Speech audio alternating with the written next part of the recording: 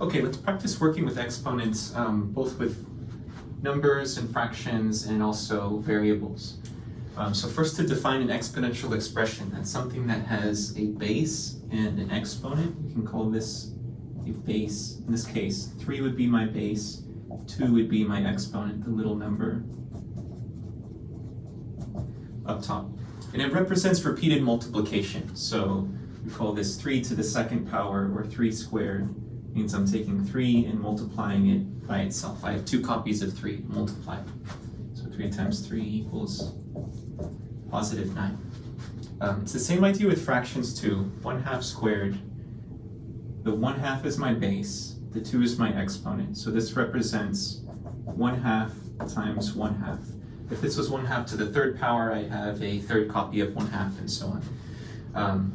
So multiplying these two, these are 2 fractions, top times the top, 1 times 1 is 1, bottom times the bottom, 2 times 2 is 4. So repeated multiplication.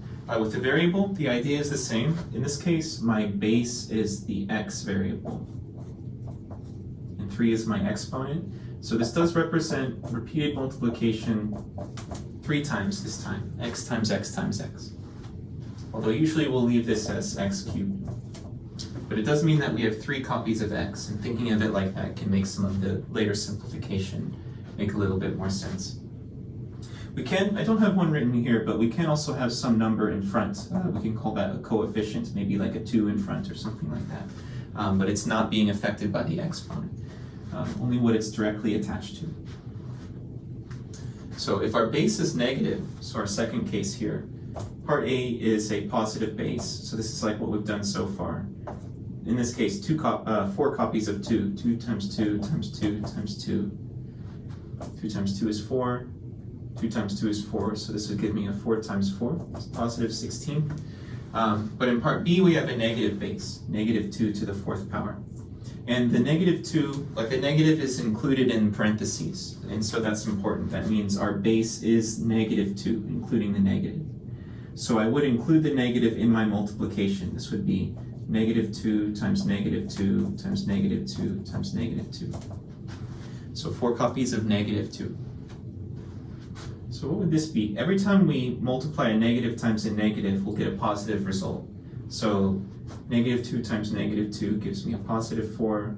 Negative 2 times negative 2 gives me another positive 4. So this is really saying positive 4 times positive 4. Or positive 16 again. So it ends up canceling the negative this time. That doesn't happen all the time, but if we have an even exponent due to an even pairs like this, it will always cancel the negatives and we'll get a positive result. If it's an odd exponent, we'll see that with part D. We may get something else. For part C here, I have the negative not in parentheses. It's on the outside. So in this case, my base would just be this positive 2. Imagine it like that.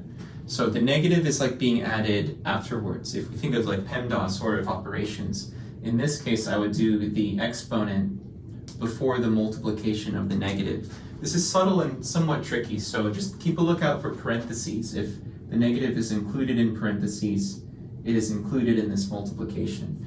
In this case, the negative is on the outside, so I would just save it to the end. This is like saying negative 2 to the 4th power. We found 2 to the 4th earlier, 16, so this would be negative 16. In this case, we will have a negative result. So again, kind of tricky. It's whether or not the negative is included in parentheses with the power. Okay, I think for part D, I wanted to include it in parentheses like this to consider an odd exponent, negative 2 to the 3rd power. So this time, like in part B, I'll include the negative, so negative 2 times negative 2 times negative 2. So this time, negative 2 times negative 2, that gives us a positive 4 like before, but now we still have a negative that will multiply. Positive 4 times negative 2. That gives me negative 8.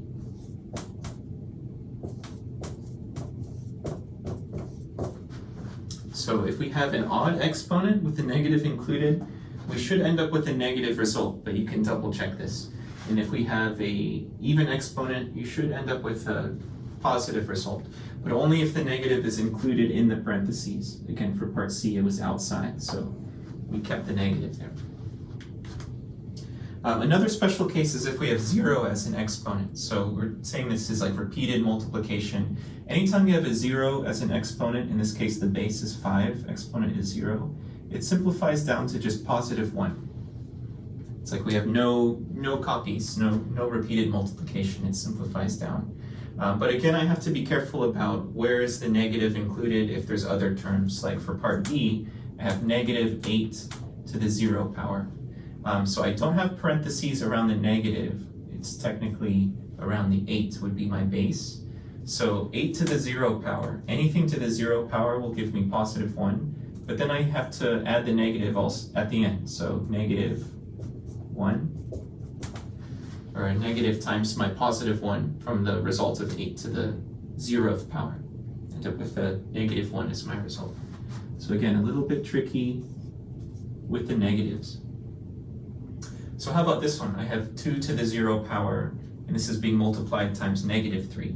So this is in parentheses. I'll do this operation first.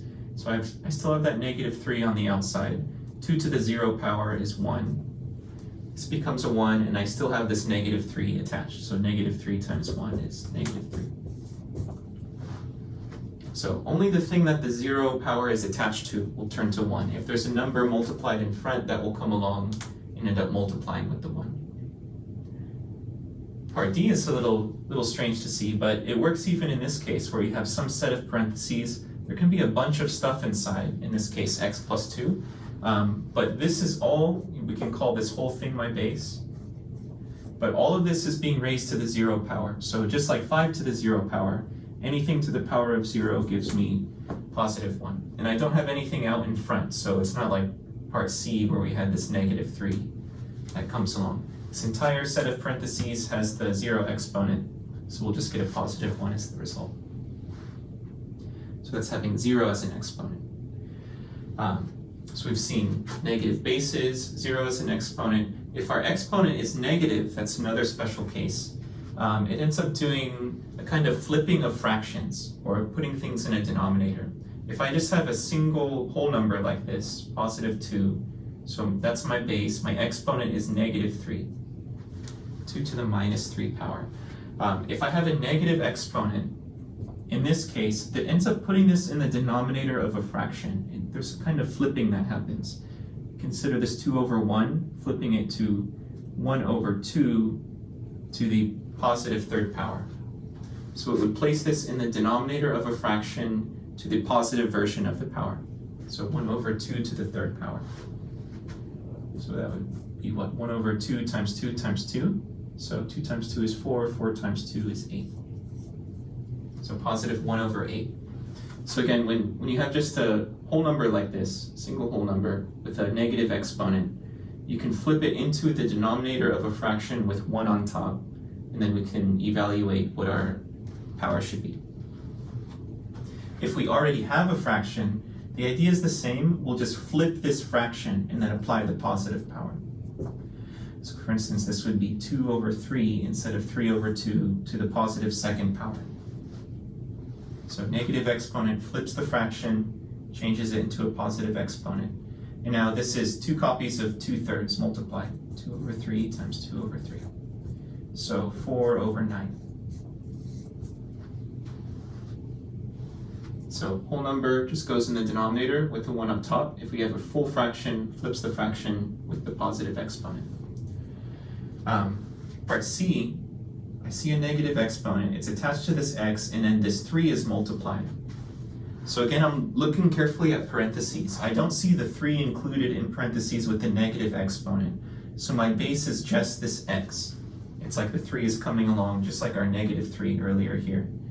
So I'm really considering this first kind of rule where I have a single entity, a single value to a negative power. This is going to flip into a denominator, like what happened to our 2 earlier. I'll still keep this 3 here, and then this becomes 1 over x to the positive second power. So it goes in the denominator of a fraction with the positive power. But let's simplify this a little bit further. This 3 I can view as a 3 over 1. And then let's do a little multiplication of fractions. 3 times 1 is 3. 1 times x squared is x squared. So 3 over x squared. As you get more comfortable with this, you can do something like jumping from here to here, seeing, okay, this negative power is going to throw it underneath the 3. It'll be in the denominator of a fraction. So while we're talking about exponents here, there's a few special rules when we're working with exponents with variables. This is, I think, what I meant to say, working with variables here.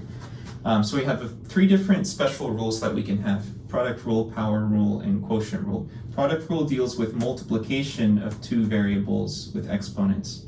Power rule deals with taking an exponent to a power and raising that to another power.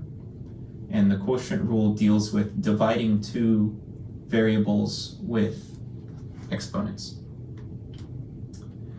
So let's take a look at first the product rule. So this is saying if I multiply 2 variables with 2 exponents, the result is that same variable, and this is telling me to add the exponents together, add a and b. So x to the power of a times x to the power of b equals x to the power of a plus b. I add these exponents together.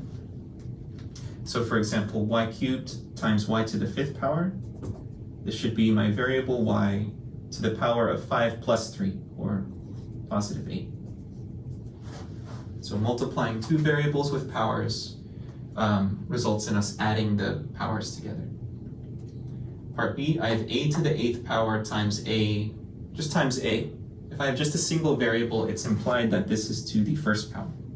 So the same rule applies here. This will be a to the power of 8 plus 1, or 9, a to the 9th power. Coming back to this idea of repeated multiplication, it's like we're just tacking on another repeated, there's 8 a's multiplied times another a, so we have 9 a's total. Or 3 y's times another 5 y's, so 8 y's all multiplied together. So we'll add the exponents.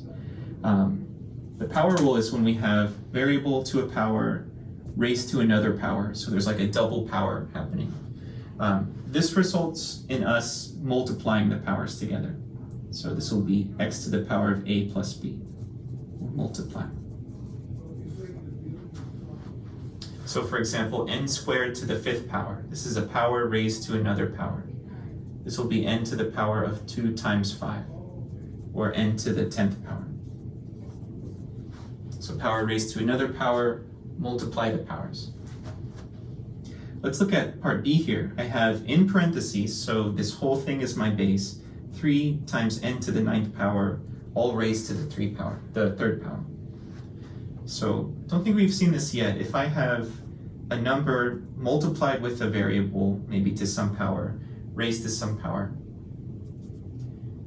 this power in a sense will distribute to both of these terms. I'll have 3 to the 3rd power times n to the 9th power to the 3rd power. I can view this 3rd power as affecting both of these terms, the 3 and the n to the 9th.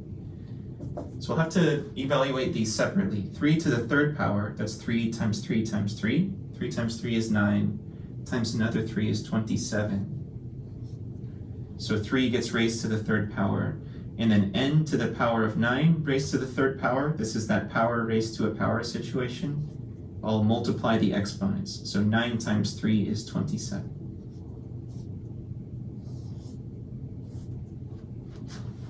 So I get 27 n to the 27th power.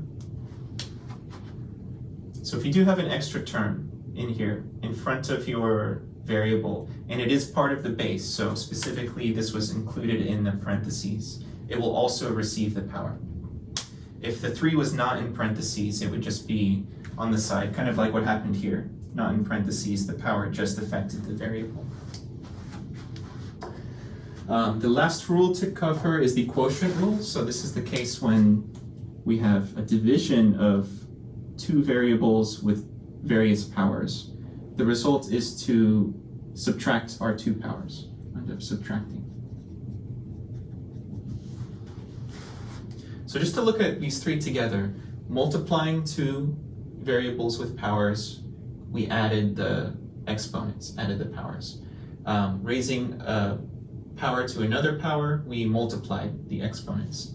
Here we're dividing, we'll subtract the exponents. So I try to pair those things together in my mind. Multiplication, addition, powers, multiplication, and then division, subtraction. So let's try out this last rule. It's telling me to subtract these exponents. And the order does matter. It's the power in the numerator minus the power in the denominator. So let's look at this one. X to the 7th power over x cubed. Okay, following this rule, I should have x to the power of 7 minus 3. So we'll subtract 3. This is x to the 4th power. Another way to view this too is I have 7 x's on top and 3 on the bottom. It's like 3 of these are going to cancel with 3 on top, thinking about canceling in a fraction. So there would be 4 left, x to the 4th power. That's another way to do something similar. Part B, we don't have variables, but we have 2 negative 2's. The negatives are included in the parentheses, so I'll consider those as part of the base. And I have a division of 2 exponential expressions. So let's subtract the exponents. So I'll have negative 2 to the power of 5 minus 2, or to the 3rd power. And since this isn't a variable, we can evaluate it. This is negative 2 times negative 2 times negative 2.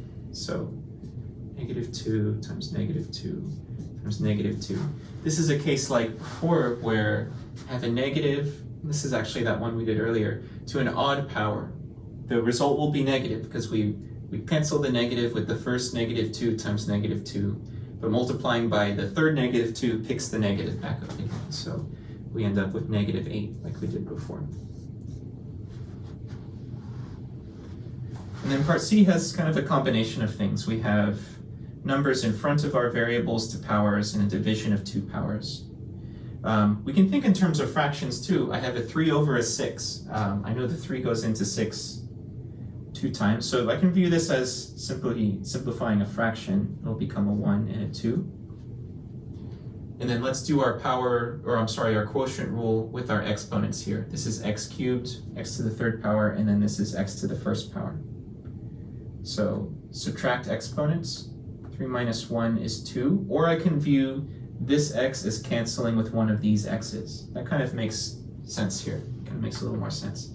Losing it down here and dropping down 1 power here. So what do we have left over? I've been a little bit messy here. But this 3 is reduced just to 1, and it looks like I have just x squared. The 6 has reduced to 2, and this x has disappeared from the bottom. It should just be over 2. I can also view this as 1/2 times x squared. But we can also, using the rule form, subtracting 1 from 3 gave us the 2nd power. And then the 3 and the 6 were simplifying, like we're simplifying a fraction. So just to overview these again, these 3 special rules: product rule, multiplication with 2 variables with exponents, we add the exponents; power rule, power raised to another power, we'll multiply the powers; and quotient rule, variable with an exponent divided by that same variable with an exponent, subtract the powers. These do have to be the same variable. Like if this was an x and this was a y, we wouldn't be able to do this, only if they're the same.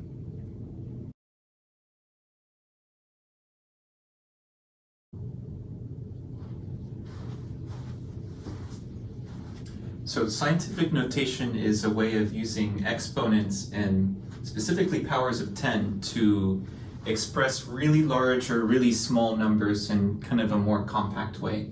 But first let's just see like how that works based on multiplying some number by some powers of 10.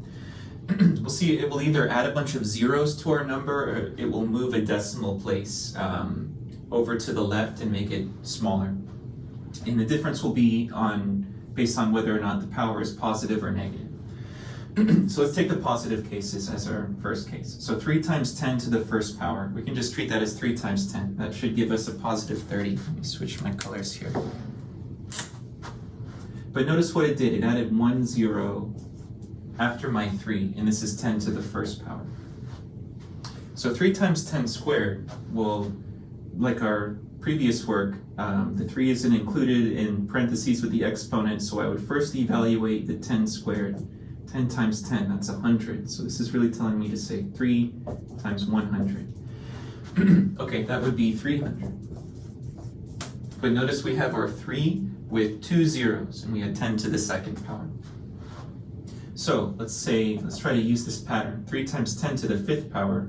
Well, if 3 times 10 to the 1st power was 3 with 1 0, 3 times 10 to the 2nd power is 3 with 2 zeros, 3 times 10 to the 5th power should be 3 with 5 zeros. So 1, 2, 3, 4, 5. I can view it as like 3.0 once we start working with decimal places, and I can view this as moving this decimal to the right 5 spaces. 1, 2, 3, 4, 5. And I can like fill in all of these spaces with zeros.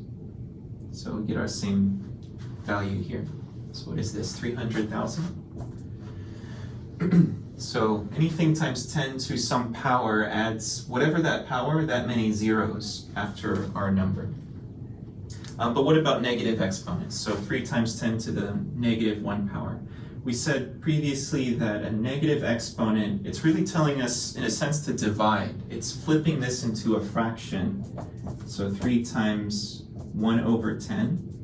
If I treat this as multiplication of 2 fractions, I get 3 over 10.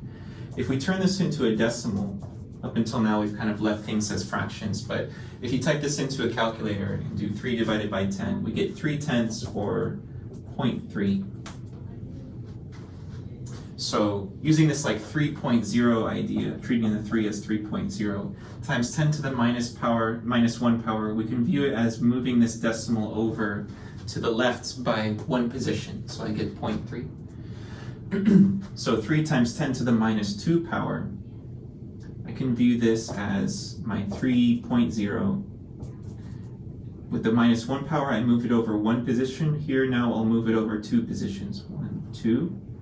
And anytime I have a space like this, I'll place a 0. So 0.03. So by that same idea, 3 times 10 to the minus 5 power, think of my 3.0 again, and then I would move now 5 positions to the left. 1, 2, 3, 4, 5. So this looks like I would need 1, 2, 3, 4 zeros before the 3. So 0.00003. So in a sense, we're kind of adding zeros to the left or to the right of our value. And it's useful to start as a decimal like this. Sometimes we're working with decimals already, but positive powers, in this case, move our decimal to the right by that many spaces. In this case, it was 5 spaces to the right, or negative power moves our decimal to the left by that many spaces, 5 spaces to the left. And when I do this, every time I'm missing any values, that gets filled in with a 0. So let's practice trying to convert some numbers to scientific notation. Kind of, in a sense, these are already in a form of scientific notation. Let's try to produce something like that, some number times some power of 10. So 18,000, let's try to convert this to scientific notation. Another piece about this kind of notation is that whenever we express it, if we have multiple numbers like this, I'll want like a single number with a decimal right after it, and all our other numbers can come after that. And I'm ultimately wanting to have like a 1.8 times 10 to some power. So what should that power be? We can try to count the zeros, but we can use this decimal idea too. Like, if I'm thinking I want 1.8, and it's like this has been moved 1, 2, let me count my spaces correctly, because that's just my comma. So 1, 2, 3, 4. 4 spaces. So let's see, this can be 1.8 times 10 to the 4th power. You can always try to double check. Would I get this original number if I kind of did what we did earlier? 1.8, I would take the decimal place, move it 4 spaces to the right. That would produce those 3 extra zeros here. So it can be a little bit tricky, but just think about how the decimal place would move either to the left or to the right. So here, 0.00529. Ultimately, I'd want my decimal to be here in scientific notation, a single number with my decimal and all my other numbers. And then that means to get to this number, I would have had to move it to the left 1, 2, 3 spaces. So this should be 5.29 times 10, this time to the minus 3. So that would end up moving this space, this decimal 3 spaces to the left, producing those 2 zeros in front of my 5.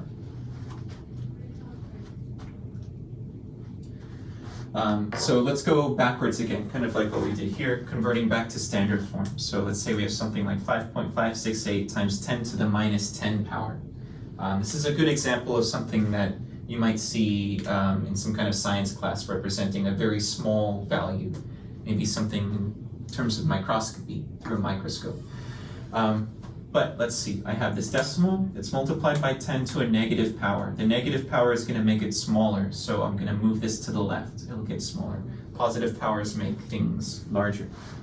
So 5.568, maybe I'll put this over here, 5.568 times 10 to the minus 10 power. I might not have enough room here. It means I would move my decimal to the left 10 spaces. So 1, 2, 3, 4, 5, 6, 7, 8, 9, 10. It looks like I would have 9 zeros. 5, 6, 7, 8, 9. In front of that 5, losing the decimal. So let's actually write it out. Point 1, 2, 3, 4, 5, 6, 7, 8, 9, 5, 5, 6, 8. A very small number. And this helps us to see like why scientific notation is useful. Like if you were trying to write a paper or use this in your work, it's a little bit annoying to have to write out all these zeros. This is a bit more of a concise way of describing a number that's very, very small. And this is helpful if you're working with very small elements like in microscopy or small things like that. So let's go the other way. 7.596 times 10 to the 5th power. A positive power, it's going to make this a lot larger. Meaning I would take that decimal place, 7.596, and move this to the right with by 5 spaces. 1, 2, 3, 4, 5. That means we'll add 2 zeros here. So what do I get? That looks like 759,600, 759,600.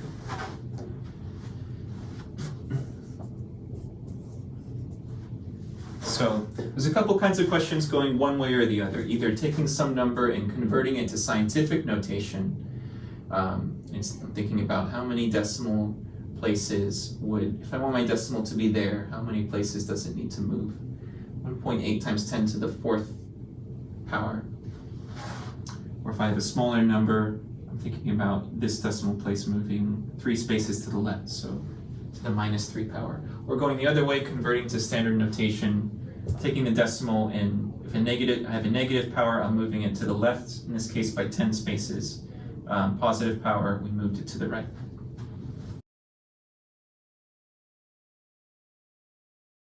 So we've been working with exponential expressions. Polynomials are a series of exponential expressions, so some variables to various powers, maybe they have some numbers in front, that are added or subtracted to each other. So some string of exponential expressions joined together by addition or subtraction. So we can do various things with polynomials. We can evaluate them for certain values of x. So given this particular one, negative 3x cubed plus 7x squared minus 14, you'd be asked to evaluate for certain x values. So in this case, it wants me to evaluate when x equals negative 2. So evaluating meaning plugging in this value for x. So let's plug this in every time I see an x. So negative 3, I have x cubed, so this will be negative 2 cubed. So this negative is in the parentheses, so it will receive that exponent. It will be raised to the 3rd power. Plus 7 times x squared, so 7 times negative 2 squared, minus 14. So anywhere in the polynomial that I see my variable, I'll replace it with my value, and then we just need to simplify. So let's do this very carefully. Negative 3 times negative 2 to the 3rd power. Let's deal with these exponents first. So this is negative 3 times negative 2 cubed. That's negative 2 times negative 2 times negative 2. If you recall from our previous section, notice we're raising it to an odd power. The result should still be negative. Negative 2 times negative 2 gives me a positive 4, but then times another negative 2 gives me negative 8. So negative 3 times negative 8. And let's work with this exponent also. I still have this plus 7. Negative 2 squared will give me a positive 4. Negative 2 times negative 2. And then minus 14. So let's simplify this a little more. Let's see. 24, positive 24, negative 3 times negative 8, positive 24, plus 7 times 4, 28 plus 28 minus 14. So 24 plus 28 minus 14. What is that? 52 minus 14. So plugging in our value, doing a little bit of careful simplification. I'd recommend doing the exponents first, so follow order of operations. Parentheses, exponents, then the multiplication, and then the addition. Sometimes we're able to simplify polynomials by combining like terms. So in this case, like terms will mean variables that have the same power. So I see 9x squared and 6x squared. It's like they have the same unit. I'll consider these two like terms. And then I have 5 and negative 9, 5 minus 9. I can even rearrange it if I want to. 9x squared plus 6x squared plus 5 minus 9, just to start to kind of pair them together. But yeah, any variables that have the same power, we'll consider like terms, and we can add them together. So 9x squared plus 6x squared, 9 plus 6 is 15, so 15x squared. And then 5 minus 9 sounds like a negative 4.